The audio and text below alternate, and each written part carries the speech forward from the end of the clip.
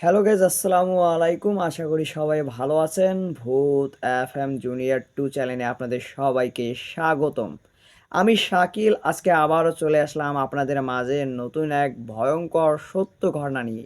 তাহলে চলুন বেশি কথা না বলে আজকের নতুন ভয়ঙ্কর সত্য ঘটনাটি শুরু করা যাক এবং বিস্তারিত জানা যাক। Let's go. আমার হাতের এই ৩ ব্যাটারির টর্চটা দেখছেন? ৫০ বছরের বেশি সময় ধরে আমাদের ঘোষাল পরিবারে রাত পাহারা দেওয়ার কাজে লেগে আছে। এর আলোয় আমার বাবা, আমার দাদু যা দেখেছে তা যদি জানতেন তাহলে রাতের বেলা ঘর থেকে বেরোনোর আগে ১০ বার ভাবতেন। কিন্তু আমি যা দেখেছি তা বলার মতো সাহস আমার পূর্বপুরুষদেরও ছিল না। ঝাড়গ্রাম কাকড়জোড়ার এই বনপথ দিনের বেলা যতটাই সুন্দর, রাতের বেলা ঠিক ততটাই ভয়ঙ্কর। আর এই অন্ধকারের গভীরে এমন কিছু লুকিয়ে আছে যা আলোর সামনে আসতে চায় কিন্তু পারে না। আমার নাম বিষ্ণু ঘোষাল, বয়স ৫৬ হলো এই শীতে। ঝাড়গ্রামের কাছেই আমাদের ছোট গ্রাম। পুরুষানুক্রমে আমরা রাত পাহারাদারের কাজ করে আসছি। কাকড়জোড়ার জঙ্গলের ধার দিয়ে যে পিচঢালা রাস্তাটা চলে গেছে, সেই রাস্তা ধরে মাইল দুয়েক পাহারা দেওয়াই আমার কাজ। কাজটা সহজ মনে হলেও সহজ নয়, বিশেষ করে শীতের রাতে, যখন কুয়াশা এমনভাবে নামে যে নিজের হাতটাও দেখা যায় না, তখন বুকের ভেতরটা অজানা ভয়ে কেঁপে ওঠে। এই জঙ্গলের সাথে আমার পরিচয় জন্ম থেকে। এর প্রতিটি গাছ, প্রতিটি বাঁক আমার চেনা। দিনের বেলায় এই জঙ্গলটা কত শান্ত, কত মায়াবী, কিন্তু রাত নামলেই এর রূপ বদলে যায়। মনে হয় যেন হাজার হাজার অদৃশ্য চোখ আমার দিকে তাকিয়ে আছে। ঝিঝি পোকার ডাক, শিয়ালের হাঁক আর দূর থেকে ভেসে আসা হুতাম প্যাঁচার গম্ভীর স্বর, এইসব নিয়েই আমার রাতের জীবন। তবে গত কয়েক মাস ধরে এমন একটা ঘটনা ঘটছে যা আমার ৫০ বছরের অভিজ্ঞতাকেও হার মানিয়ে দিয়েছে। একটা আতঙ্ক আমার বুকের ভেতর পাকাপাকিভাবে বাসা বেঁধেছে। ঘটনাটা শুরু হয়েছিল গত কার্তিক মাসের এক অমাবস্যার রাতে। সেদিন আকাশটা ছিল মেঘমুক্ত, কিন্তু চাঁদের আলো না থাকায় চারপাশটা ছিল ঘুটঘুটে অন্ধকার। আমি আমার লাঠিটা হাতে নিয়ে আর টর্চটা জ্বালিয়ে কাকড়জোড়ার দিকে যাচ্ছিলাম। রাত তখন প্রায় ১২টা। রাস্তাটা একেবারে শুনশান। মাঝে মাঝে দু একটা লরি হাঁ করে বেরিয়ে যাচ্ছে। তাদের হেডলাইটের আলোয় ক্ষণিকের জন্য জঙ্গলটা আলোকিত হয়ে উঠছে, আবার পরক্ষণই অন্ধকারে ডুবে যাচ্ছে। আমি হাঁটতে হাঁটতে প্রায় জঙ্গলের মাঝখানে এসে পড়েছি। জায়গাটা এমনিতেই একটু গাছ ছমছমে। রাস্তার দুপাশে বড় বড় শাল আর সেগুন গাছ এমনভাবে ঝুঁকে আছে যে মনে হয় যেন একটা সুড়ঙ্গের মধ্যে দিয়ে হাঁটছি। হঠাৎ করেই আমার চোখ গেল রাস্তার ঠিক মাঝখানে। দেখলাম একজন লোক দাঁড়িয়ে আছে, পরনে ধবধবে সাদা ধুতি, গায়ে কোনো জামা নেই, খালি পা। লোকটা আমার দিকে পিছন ফিরে দাঁড়িয়েছিল। আমি একটু অবাক হলাম। এত রাতেই জঙ্গলের মধ্যে কে দাঁড়িয়ে থাকতে পারে? আশেপাশে তো কোনো গ্রামও নেই।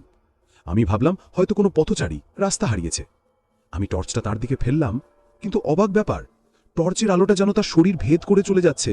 লোকটার কোনো ছায়া পড়ছে না। আমার বুকের ভেতরটা ধড়াস করে উঠল। আমি দাঁড়িয়ে পড়লাম। গলার স্বরটা শুকিয়ে কাঠ হয়ে গেছে। আমি ঢোক গিলে বললাম, কে ওখানে? লোকটা কোনো উত্তর দিল না। সে একইভাবে দাঁড়িয়ে রইল। আমি সাহস করে আরো কয়েক পা এগিয়ে গেলাম। বললাম, এত রাতে এখানে কি করছেন? কোনো সাহায্য লাগবে? এবার লোকটা খুব ধীরে ধীরে আমার দিকে ঘুরল। তার মুখটা আমি দেখতে পেলাম না, কারণ তার মুখটা ছিল অন্ধকারের দিকে। আমি আরো কিছু বলতে যাচ্ছিলাম, কিন্তু তার আগেই একটা অদ্ভুত ঘটনা ঘটল। লোকটা আমার চোখের সামনেই ধীরে ধীরে গলে যেতে শুরু করল। ঠিক যেন ধোঁয়ার কুণ্ডুলি বা গরমকালে পিচের রাস্তা থেকে যে তাপের হলকা ওঠে, ঠিক সেই রকম। তার শরীরটা কাঁপতে কাঁপতে বেঁকে চুড়ে গেল এবং কয়েক মুহূর্তের মধ্যেই বাতাসে মিলিয়ে গেল। আমি ভয় চিৎকার করে উঠলাম। আমার হাত থেকে টর্চটা পড়ে গেল। আমি এক মুহূর্ত না দাঁড়িয়ে গ্রামের দিকে দৌড়াতে শুরু করলাম। আমি সেদিন রাতে আর পাহারায় যাইনি। বাড়ি ফিরে কাঁথামুড়ি দিয়ে শুয়ে পড়লাম। সারা রাত ভয়ে আমার শরীর কাঁপছিল। পরদিন সকালে আমি গ্রামের কয়েকজন বয়স্ক লোককে ঘটনাটার কথা বললাম। তারা আমার কথা শুনে হাসাহাসি করল। বলল, আমি নাকি গাঁজা খেয়েছিলাম, তাই ভুল দেখেছি। আমি জানি আমি সেদিন কোনো ভুল দেখিনি। আমি যা দেখেছি তা ছিল বাস্তব, এক ভয়ঙ্কর শীতল বাস্তব। সেই রাতের পর থেকে আমি আরও কয়েকবার ওই লোকটাকে দেখেছি, ঠিক একই জায়গায়, একইভাবে। আমি আর তার কাছে যাবার সাহস করিনি। দূর থেকে দেখেই আমি রাস্তা পরিবর্তন করে নিতাম। আমি জানি না ওটা কে, মানুষ না অন্য কিছু। তবে একটা কথা আমি বুঝেছি, ওটা কোনো সাধারণ আত্মা নয়। ওর মধ্যে একটা অদ্ভুত মায়া আছে, একটা অদ্ভুত আকর্ষণ আছে। মনে হয় যেন আমাকে কিছু বলতে চায়। কিন্তু কি বলতে চায়? কেন ও রোজ রাতে ওই জঙ্গলের রাস্তায় এসে দাঁড়ায়? এই প্রশ্নের উত্তর আমার কাছে নেই। তবে আমি ঠিক করেছি, আমি এই রহস্যের সমাধান করবই। আমাকে জানতেই হবে ওই ঝোপঝাড়ের আড়ালে লুকিয়ে থাকা পথচারী কে, তার অতৃপ্ত আত্মার পিছনে কিসের যন্ত্রণা লুকিয়ে আছে। ভয় আমার করছে, কিন্তু আমার মনে হচ্ছে এই রহস্যের সমাধান না করা পর্যন্ত আমারও মুক্তি নেই। প্রথমবার সেই সাদা ধুতির অবয়ব দেখার পর বেশ কয়েক সপ্তাহ কেটে গেল। প্রতি রাতে কাজে বেরোনোর সময় আমার বুকটা ভয়ে দুরুদুরু করত। জঙ্গলের ওই নির্দিষ্ট বাঘটার কাছে এলেই আমার হাঁটার গতি কমে যেত। টর্চের আলোটা বারবার এদিক ওদিক ফেলে দেখতাম। কয়েকবার দূর থেকে তাকে দেখেছি, কিন্তু ভয়ে আর কাছে যাইনি। গ্রামের লোকদের কাছে ব্যাপারটা বলেও কোনো লাভ হয়নি। তারা হয় হেসেই উড়িয়ে দিয়েছে, নয়তো বলেছে বুড়ো বয়সে আমার ভীমরতি হয়েছে। কিন্তু আমি তো জানি আমি কি দেখেছি। আমার চোখ ভুল করতে পারে, কিন্তু আমার বুকের ভেতরের ভয়টা তো ভুল নয়। আমি বুঝতে পারছিলাম একা একা এই রহস্যের কিনারা করা আমার পক্ষে সম্ভব নয়। আমার এমন একজনের সাহায্য দরকার যে আমার কথা বিশ্বাস করবে এবং আমাকে সাহায্য করার সাহস দেখাবে। ভাবতে ভাবতে আমার মনে পড়ল গ্রামের চায়ের দোকানদার পরাণের কথা। পরাণ বয়সে আমার ছেলের মতো, কিন্তু ছেলেটা বেশ ডাকাবুকো আর গ্রামের সব খবরাখবর তার নখদর্পণে থাকে। একদিন সন্ধ্যায় আমি পরাণের চায়ের দোকানে গেলাম। তখন দোকানে তেমন ভিড় ছিল না। আমি এক কাপ চা নিয়ে তার পাশে বসলাম। কিছুক্ষণ এদিক ওদিকের গল্প করার পর আমি আসল কথাটা পারলাম। পরাণ, তোকে একটা কথা বলার ছিল। পরাণ চায়ের কাপে চুমুক দিয়ে বলল, বলো না বিষ্ণুদা, কি হয়েছে? তোমাকে কদিন ধরেই কেমন যেন চিন্তিত দেখছি। আমি ইতস্তত করে পুরো ঘটনাটা তাকে খুলে বললাম। কিভাবে আমি রোজ রাতে ওই সাদা ধুতির লোকটাকে দেখি, কিভাবে সে আমার চোখের সামনে গলে যায়, সবকিছু। আমার কথা শুনে পরাণ প্রথমে কিছুক্ষণ চুপ করে রইল। তার মুখে অবিশ্বাসের ছাপ স্পষ্ট। তারপর সে একটা দীর্ঘশ্বাস ফেলে বলল, বিষ্ণুদা, তুমি একা নও। এই কথাটা এর আগেও আমি কয়েকজনের মুখে শুনেছি। লরির ড্রাইভাররা মাঝে মাঝে বলাবলি করে ওই রাস্তায় নাকি রাতে একজন সাদা থান পরা বুড়িকে দেখা যায়। আবার কেউ কেউ বলে একটা বাচ্চা ছেলের কান্নার আওয়াজ শোনা যায়। কিন্তু তোমার মতো এমন কথা আগে শুনিনি। পরাণের কথা শুনে আমার বুকের ভয়টা যেন আরও বেড়ে গেল। তাহলে এই জঙ্গলে শুধু ওই সাদা ধুতির লোকটাই নয়, আরও অনেক অতৃপ্ত আত্মা ঘুরে বেড়ায়। পরাণ বলল, বিষ্ণুদা, তুমি যা বলছো তা যদি সত্যি হয় তাহলে এর পিছনে নিশ্চয়ই কোনো বড় রহস্য আছে। আচ্ছা, তুমি কি গ্রামের সবচেয়ে বয়স্ক মানুষ আমাদের হরিদাদুর সাথে কথা বলেছো? ওনার বয়স তো প্রায় 100 ছুঁই ছুঁই। উনি হয়তো এই জঙ্গলের পুরনো কোনো কাহিনী জানতে পারেন। পরাণের কথাটা আমার বেশ যুক্তিযুক্ত মনে হলো। হরিদাদু আমাদের গ্রামের সবচেয়ে প্রবীণ ব্যক্তি। তার স্মৃতিশক্তি এখনও বেশ প্রখর। তিনি হয়তো আমাকে এই ব্যাপারে কোনো সাহায্য করতে পারবেন। পরদিন সকালেই আমি হরিদাদুর বাড়ি গেলাম। হরিদাদু তখন তার দাওয়ায় বসে হুকো টানছিলেন। আমাকে দেখে তিনি খুব খুশি হলেন। আমি তার পাশে বসে তার শরীর স্বাস্থ্যের খোঁজ খবর নিলাম। তারপর আমি আসল কথাটা পারলাম। দাদু, আপনাকে একটা কথা জিজ্ঞাসা করতে এসেছিলাম। কাঁকড়জোড়ার জঙ্গলের ওই রাস্তাটা নিয়ে আপনি কিছু জানেন? ওখানে কি অতীতে কোনো খারাপ ঘটনা ঘটেছিল? আমার কথা শুনে হরিদাদুর মুখটা মিলিয়ে গেল। তার চোখ দুটো যেন অতীতের কোনো গভীর অন্ধকারে ডুবে গেল। তিনি হুঁকোটা নামিয়ে রেখে কাঁপা কাঁপা গলায় বললেন, কেন রে বিষ্ণু, হঠাৎ ওই অলক্ষণে জায়গার কথা কেন জিজ্ঞাসা করছিস? আমি তাকে আমার অভিজ্ঞতার কথা খুলে বললাম। সব শুনে তিনি কিছুক্ষণ চোখ বন্ধ করে রইলেন। তারপর তিনি যা বললেন তা শুনে আমার রক্ত জল হয়ে গেল। হরিদাদু বললেন, আজ থেকে প্রায় 60-70 বছর আগের কথা। তখন ওই রাস্তাটা ছিল না, ছিল একটা টঁচা মাটির পথ। ওই জঙ্গলের গভীরে একটা গ্রাম ছিল, নাম শ্যামপুর। সেই গ্রামেরই একজন অত্যন্ত সৎ এবং রেসপেক্টেড স্কুল মাস্টার ছিলেন, নাম হারানচন্দ্র সেন। সবাই তাকে হারান মাস্টার বলেই ডাকত। তিনি সবসময় একটা ধবধবে সাদা ধুতি পরতেন। তিনি ছিলেন গ্রামের সবার নয়নের মণি। একবার কলকাতা থেকে স্কুলের জন্য কিছু অনুদানের টাকা নিয়ে তিনি একাই ফিরছিলেন। তখন ছিল বর্ষাকাল। শিলাবতী নদীতে প্রচণ্ড বন্যা। তিনি নদী পার হতে পারেননি, তাই জঙ্গলের পথ দিয়েই তিনি গ্রামের দিকে আসছিলেন। কিন্তু তিনি আর গ্রামে ফিরতে পারেননি। পরদিন সকালে জঙ্গলের ওই পথের ধারেই তার মৃতদেহ পাওয়া যায়। তার শরীরটা ছিল ক্ষতবিক্ষত, আর তার সাথে থাকা টাকার থলিটাও গায়েব ছিল। সবাই বুঝেছিল ডাকাতরা টাকার জন্যই তাকে খুন করেছে। পুলিশ এসেছিল, তদন্ত হয়েছিল, কিন্তু কোনো কিনারা হয়নি। ডাকাতরাও ধরা পড়েনি। হরিদাদু একটা দীর্ঘশ্বাস ফেলে বললেন, সেই থেকেই ওই জঙ্গলের রাস্তায় নানা রকম অদ্ভুত ঘটনা ঘটতে শুরু করে। অনেকে দেখেছে এক সাদা ধুতি পরা ছায়ামূর্তি রাতের বেলা ওই রাস্তায় ঘুরে বেড়ায়, কিন্তু কাছে গেলেই মিলিয়ে যায়। সবাই বলে ওটা হারান মাস্টারের অতৃপ্ত আত্মা। তিনি হয়তো আজও তার খুনিদের খুঁজে বেড়াচ্ছেন। তিনি হয়তো বিচার চান। হরিদাদুর কথা শুনে আমি স্তব্ধ হয়ে গেলাম। তাহলে আমি যাকে দেখছি সে আর কেউ নয়, স্বয়ং হারান মাস্টার, তার অতৃপ্ত আত্মা। আমার বুকের ভেতরটা এবার ভয়ের বদলে এক অদ্ভুত করুণায় ভরে গেল। বেচারা হারান মাস্টার, কত কষ্টে নিয়ে তিনি মারা গেছেন, আজও তিনি মুক্তি পাননি। আমি হরিদাদুকে বললাম, দাদু, আমি কি ওনাকে সাহায্য করতে পারি? আমি কি ওনার আত্মার শান্তির জন্য কিছু করতে পারি? হরিদাদু আমার দিকে তাকিয়ে বললেন, জানি না রে বিষ্ণু, তবে একটা কথা মনে রাখিস, অতৃপ্ত আত্মারা সবসময় কিছু বলতে চায়। তারা কোনো একটা ইশারা করে। তুই যদি আবার তাকে দেখিস তাহলে ভয় না পেয়ে তার দিকে ভালো করে লক্ষ্য করিস, দেখিস তিনি তোকে কিছু বোঝাতে চাইছেন কিনা। হরিদাদুর কথাগুলো আমার মাথায় গেঁথে গেল। আমি ঠিক করলাম আমি আর ভয় পাবো না। আমি হারান মাস্টারের মুখোমুখি হব। আমি জানার চেষ্টা করব তিনি কি চান। সেই রাত্রেই আমি আবার আমার কাজে বেরোলাম। আমার মনে ভয় ছিল, কিন্তু তার চেয়েও বেশি ছিল একটা অদ্ভুত উত্তেজনা আর কৌতূহল। আমি যখন জঙ্গলের সেই বাঁকটার কাছে পৌঁছলাম তখন দেখলাম তিনি দাঁড়িয়ে আছেন, সেই ধবধবে সাদা ধুতি, সেই খালি পা। আমি আর ভয় পেলাম না। আমি টর্চটা তার দিকে ফেলে ধীরে ধীরে তার দিকে এগিয়ে গেলাম। আমি যখন তার থেকে মাত্র কয়েক হাত দূরে, তখন তিনি আগের মতোই গলে যেতে শুরু করলেন। কিন্তু এবার মিলিয়ে যাবার আগে তিনি একটা কাজ করলেন। তিনি তার ডান হাতটা তুলে রাস্তার পাশের একটা নির্দিষ্ট ঝোপঝাড়ের দিকে নির্দেশ করলেন। তারপরে তিনি সম্পূর্ণ অদৃশ্য হয়ে গেলেন। আমি সেই ঝোপটার দিকে তাকিয়ে রইলাম। আমার সারা শরীর উত্তেজনায় কাঁপছে। হারান মাস্টার কি দেখাতে চাইছেন? ওই ঝোপের আড়ালে কি রহস্য লুকিয়ে আছে? আমি বুঝতে পারছিলাম এক ভয়ঙ্কর রহস্যের খুব কাছাকাছি এসে পড়েছি। কিন্তু সেই রহস্যের সমাধান করতে গেলে আমাকে ওই ঝোপের ভেতরে ঘুরতে হবে, আর আমি জানি না সেখানে আমার জন্য কি অপেক্ষা করছে। হারান মাস্টারের ছায়ামূর্তিটা চোখের সামনে মিলিয়ে যাওয়ার পরেও আমি বেশ কিছুক্ষণ পাথরের মতো দাঁড়িয়ে রইলাম। আমার চোখ দুটো রাস্তার পাশের সেই নির্দিষ্ট ঝোপঝোড়ের দিকে আটকে ছিল। রাতের অন্ধকারে ঝোপটাকে একটা বিশাল কালো দৈত্যের মতো দেখাচ্ছিল। আমার মন বলছিল ওখানে যাওয়া উচিত নয়, কিন্তু হরিদাদুর কথাগুলো আমার কানে বাজছিল। অতৃপ্ত আত্মারা সব সময় কিছু বলতে চায়, তারা কোনো একটা ইশারা করে। হারান মাস্টার আমাকে একটা ইশারা করে গেছেন। আমি যদি আজ রাতে ভয় পেয়ে পিছিয়ে যাই, তাহলে হয়তো এই রহস্যের সমাধান আর কোনোদিনই হবে না, আর ওই মানুষটার আত্মাও কোনোদিন শান্তি পাবে না। আমি মনকে শক্ত করলাম, যা হবে দেখা যাবে। বুকের মধ্যে সমস্ত সাহস এক করে আমি লাঠিটা শক্ত করে ধরলাম আর টর্চটা জেলে ঝোপের দিকে এগিয়ে গেলাম। ঝোপটা ছিল কাঁটা গাছ আর বুনো লতাপাতায় ভর্তি। দেখেই বোঝা যাচ্ছিল বহু বছর ধরে এদিকে কেউ আসেনি। আমি লাঠি দিয়ে কাঁটা গাছগুলো সরাতে সরাতে খুব সাবধানে ভেতরে ঢুকতে লাগলাম।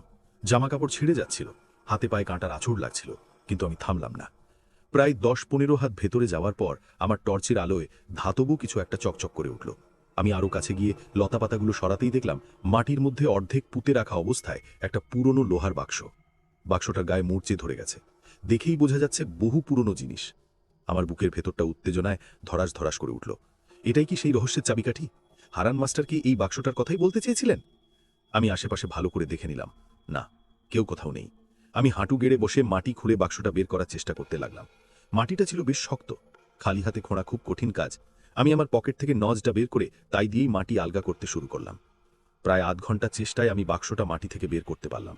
বাক্সটা বেশ ভারী, তার গায়ে একটা পুরনো তালা লাগানো, সেটাও মরচে ধরে প্রায় নষ্ট হয়ে গেছে। আমি বাক্সটা নিয়ে ঝোপ থেকে বেরিয়ে এলাম। এখন প্রশ্ন হলো, এই বাক্সটা আমি খুলবো কিভাবে? তালাটা ভাঙা ছাড়া আর কোনো উপায় নেই। আমি ঠিক করলাম বাক্সটা নিয়ে আমি বাড়ি ফিরে যাব। এখানেই এটা নিয়ে সময় নষ্ট করা ঠিক হবে না। আমি বাক্সটা একটা কাপড়ে জড়িয়ে বগলে চেপে ধরলাম, তারপর দ্রুত পায়ে গ্রামের দিকে হাঁটতে শুরু করলাম। বাকি রাতটা আমার আর পাহারা দেওয়া হলো না। আমার মাথায় তখন একটাই চিন্তা, বাক্সটার ভেতরে কি আছে। বাড়ি ফিরে আমি দরজা বন্ধ করে দিলাম। তারপর রান্নাঘর থেকে একটা ভারী শাবল নিয়ে এসে তালাটার উপর জোরে সজোরে ঘামাললাম। কয়েকবার মারার পর মরচে ধরা তালাটা ভেঙে গেল। আমার হাত কাঁপছিল। আমি খুব ধীরে ধীরে বাক্সটার ডালাটা খুললাম। ভেতরে যা দেখলাম তাতে আমার চোখ দুটো ছানা বড়া হয়ে গেল। বাক্সটার ভেতরে টাকার বদলে ছিল একটা পুরনো ডায়েরি, একটা ফাউন্টেন পেন আর একটা হলদে হয়ে যাওয়া খাম। আমি প্রথমে খামটা হাতে নিলাম। খামের ওপর কাপা কাপা অক্ষরে লেখা, আমার স্ত্রী ললিতার কাছে।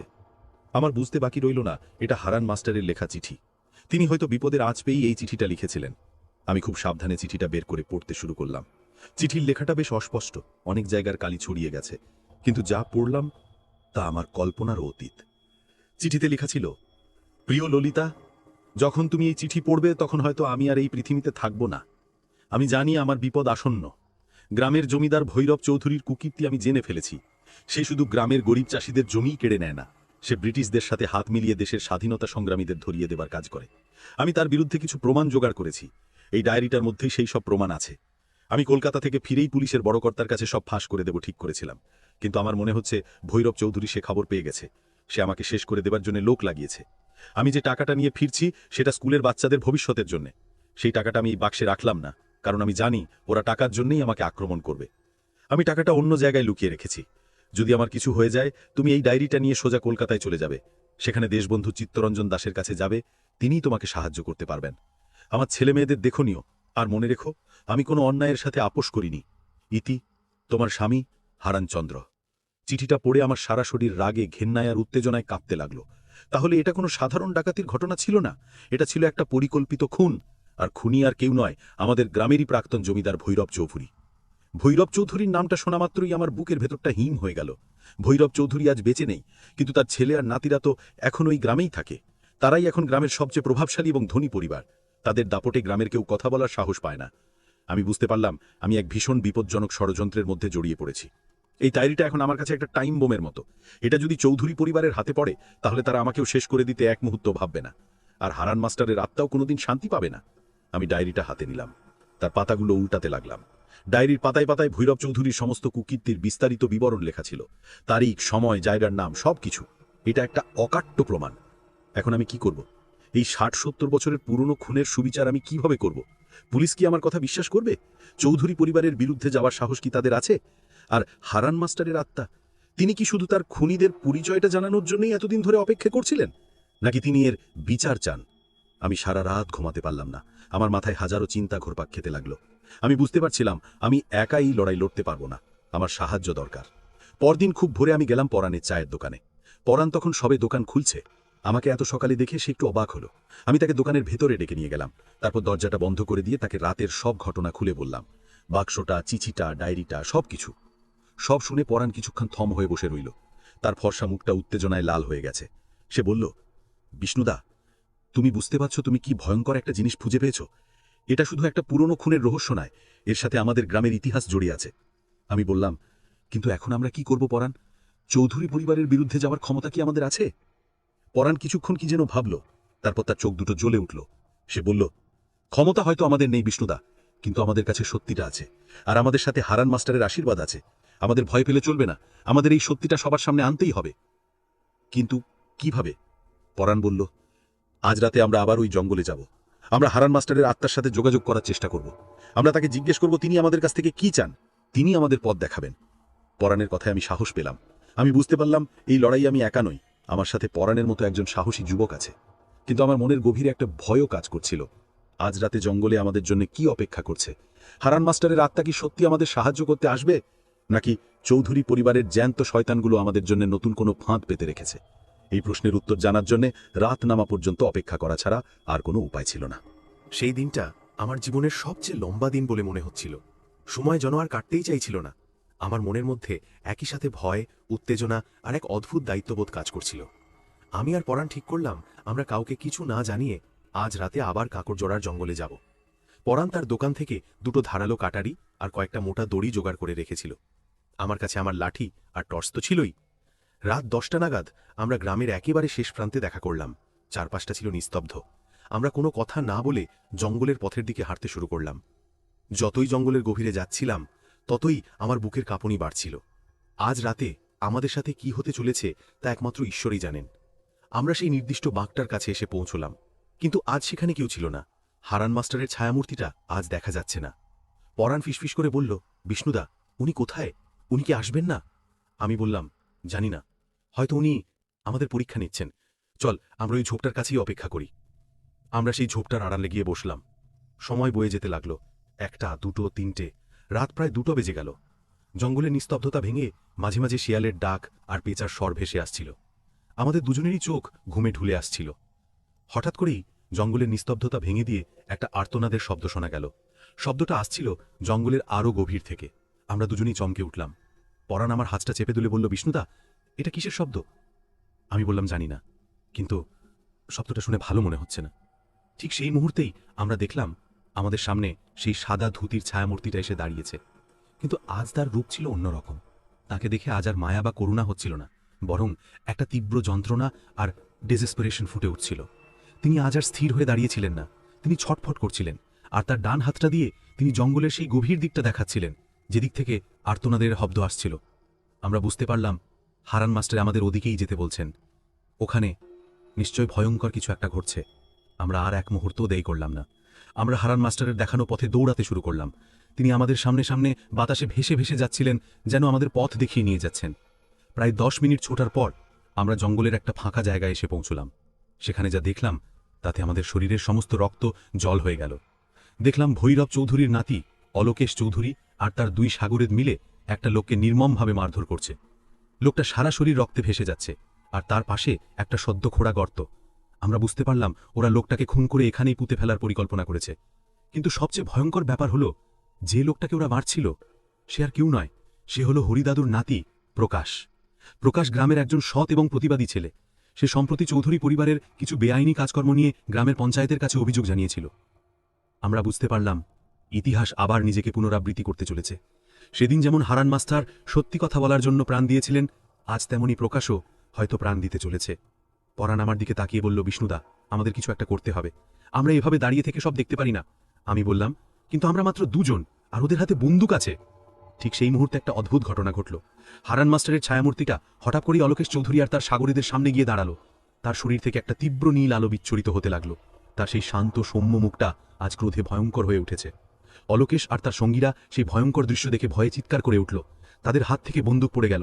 তারা ভূত ভূত বলে জঙ্গলের অন্যদিকে দৌড়াতে শুরু করল। আমরা সুযোগটা কাজে লাগালাম। আমরা দৌড়ে প্রকাশের কাছে গেলাম। তার জ্ঞান ছিল না, কিন্তু তার নিঃশ্বাস চলছিল। আমরা তাকে ধরে কোনো মতে জঙ্গলের বাইরে নিয়ে আসার চেষ্টা করতে লাগলাম। ঠিক তখনই জঙ্গলের মধ্যে পুলিশের গাড়ির সাইরেন শোনা গেল। আমরা অবাক হয়ে গেলাম, এত রাতে এখানে পুলিশ কিভাবে এলো? পরে আমরা জানতে পেরেছিলাম, পরাণ জঙ্গলে আসার আগে থানায় একটা বেনামি ফোন করে জানিয়েছিল যে কাকড়জোড়ার জঙ্গলে কিছু সন্দেহভাজন লোক জড়ো হয়েছে। পুলিশ এসে অলোকেশ চৌধুরী আর তার পালিয়ে যাওয়া দুই সঙ্গীকে ধরে ফেলল। প্রকাশের চিকিৎসার ব্যবস্থা করা হলো। পরদিন সকালে আমি আর পরাণ হারান মাস্টারের সেই ডায়েরিটা নিয়ে পুলিশের বড় কর্তার কাছে গেলাম। আমরা সবটা ঘটনা খুলে বললাম। ডায়েরিটা দেখে এবং প্রকাশের বয়ান শুনে পুলিশ কর্তা সবটা বুঝতে পারলেন। চৌধুরী পরিবারের বিরুদ্ধে একটা বড় ষড়যন্ত্র শুরু হলো। ভৈরব চৌধুরীর পুরনো খুনের মামলাটা আবার নতুন করে খোলা হলো। ডায়েরির প্রমাণ আর গ্রামের বয়স্ক মানুষদের সাক্ষীর ভিত্তিতে এটা প্রমাণিত হলো যে হারান মাস্টারকে ভৈরব চৌধুরীই খুন করিয়েছিল। চৌধুরী পরিবারের সমস্ত সম্পত্তি বাজেয়াপ্ত করা হলো এবং অলোকেশ চৌধুরী আর তার সঙ্গীদের যাবজ্জীবন কারাদণ্ড হলো। অবশেষে প্রায় ৭০ বছর পর হারান মাস্টার সুবিচার পেলেন। সেই ঘটনার কয়েকদিন পর এক পূর্ণিমার রাতে আমি একা একা কাকড়জোড়ার জঙ্গলের সেই রাস্তাটা দিয়ে হাঁটছিলাম। আমার মনে আর কোনো ভয় ছিল না। আমি যখন সেই নির্দিষ্ট বাঁকটার কাছে পৌঁছলাম, তখন দেখলাম তিনি দাঁড়িয়ে আছেন। সেই ধবধবে সাদা ধুতি, সেই খালি পা। কিন্তু আজ তার মুখে কোনো যন্ত্রণা বা ক্রোধের ছাপ ছিল না। তার মুখে ছিল এক অনিবাল শান্তি আর তৃপ্তির হাসি। তিনি আমার দিকে তাকিয়ে দুই হাত জোড় করে নমস্কার করলেন। আমিও তাকে নমস্কার করলাম। তারপর তিনি আর গলে গেলেন না। তিনি ধীরে ধীরে পেছনের দিকে হেঁটে যেতে লাগলেন এবং একসময় জঙ্গলের উজ্জ্বল চাঁদের আলোয় মিলিয়ে গেলেন। আমি জানি তিনি মুক্তি পেয়েছেন। তার আত্মা আজ শান্ত। সেই রাতের পর থেকে কাকড়জোড়ার জঙ্গলের রাস্তায় আর কেউ কোনোদিন সাদা ধুতি পরা ছায়ামূর্তি দেখেনি। ঝোপঝাড়ের আড়ালে লুকিয়ে থাকা সেই পথচ্চরী তার অনন্ত যাত্রায় পাড়ি দিয়েছেন। আর আমি আজও এই গ্রামের রাত পাহারাদার। তবে এখন আর আমার রাতের জঙ্গলকে ভয় লাগে না, কারণ আমি জানি সব আত্মা অতৃপ্ত হয় না। কিছু আত্মা ন্যায় বিচারের জন্য অপেক্ষা করে, আর সেই ন্যায় বিচার প্রতিষ্ঠা করার দায়িত্বটা অনেক সময় আমাদের মতো সাধারণ মানুষের কাঁধেই এসে পড়ে। তা গাইস, গল্পটা কেমন লাগলো? আশা করি গল্পটা আপনাদের কাছে ভালো লেগেছে। যারা এরকম ভৌতিক গল্প শুনতে ভালোবাসেন তারা অবশ্যই আমার ভূত FM জুনিয়র 2 চ্যানেলটা সাবস্ক্রাইব করে পাশে থাকবেন। নেক্সট টাইম এর থেকেও ভয়ঙ্কর সত্য ঘটনা নিয়ে আপনাদের সামনে উপস্থিত হব। ততক্ষণ অবধি আপনারা ভালো থাকুন, সুস্থ থাকুন, ভূত FM জুনিয়র 2 চ্যানেলের সঙ্গে থাকুন। দেখা হবে পরবর্তী ভিডিওতে। আল্লাহ হাফেজ।